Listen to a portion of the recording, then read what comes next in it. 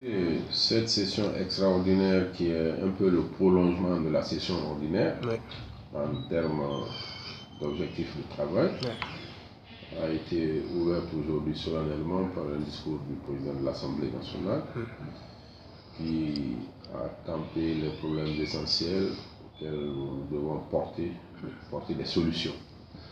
Nous pensons, nous, au groupe parlementaire Alliance républicaine, l'UFR et l'UPG, nous pensons participer activement au débat. Les 4 points importants qui sont à l'ordre du jour, à savoir les lois électorales, le code des collectivités, le code sur le Haut Conseil et aussi le règlement intérieur de l'Assemblée. Tous ces points-là vont pouvoir être discutés et nous espérons aboutir à un consensus. Il faut dire qu'il y a un point particulièrement important au plan du débat, c'est-à-dire le code électoral, qui, je suis sûr, va encore connaître un débat houleux. Mais en tout cas, j'espère que le vote aura lieu et que la bonne idée va triompher. Notre groupe parlementaire avait sa ligne de débat déjà connue. Nous avons beaucoup travaillé pour qu'il soit élaboré un code électoral qui tienne vraiment compte de la gouvernance citoyenne à la base, qui donc tienne compte de la façon de désigner ses responsables. Et nous pensons qu'une amélioration du point 2 des accords doit pouvoir s'opérer. Et dans ces conditions, le débat va évoluer. S'il n'y avait pas d'amélioration au niveau de ce point, je ne dirais pas que c'est un débat statique, mais en tout cas, les arguments, peut-être de nouveaux arguments, vont être là pour persuader les gens en termes d'avancée démocratique pour que nous ne puissions pas voter une loi qui fait un recul, qui provoque un recul au plan de la démocratie de notre pays. C'est pour cela que les attentes de la part de l'UFR, on est toujours optimiste.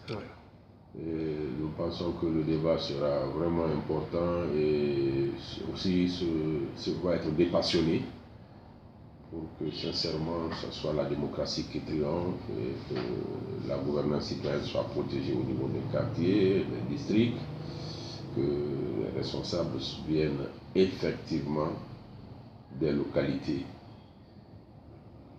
Mais la seule façon pour nous de perpétuer la paix, le calme, la quiétude et même le développement endogène. Le débat au Parlement aura lieu et puis le vote sera fait. Quand il y a un vote au Parlement dans les normes, le résultat de ce vote, c'est ça le résultat pour l'État. Si une loi est votée par l'Assemblée, ça devient la loi de l'État, les gens se soumettent. Mais attention, dans des cas particuliers comme la loi organique, cette loi organique devra passer par la Cour constitutionnelle pour qu'il y ait un avis de conformité à la Constitution. L'un des points que nous défendons dans ce point 2, c'est parce que nous pensons que ce n'est pas conforme à notre Constitution. Nous pensons que ça viole par endroit l'esprit de la Constitution en la matière. Donc, si pour une raison ou pour une autre, ça passait parce que la majorité des 2/3 aura été obtenue, la Cour constitutionnelle se prononcera sur ce texte. Et je pense que les sages à ce niveau prendront leurs décisions. Et ça aboutira vraiment, moi je dis, au retrait ou en tout cas au renvoi de ce dossier pour une nouvelle lecture au niveau de l'Assemblée. Oui, aujourd'hui, nous mettrons notre position tel que nous l'avons défendu lors de la session budgétaire.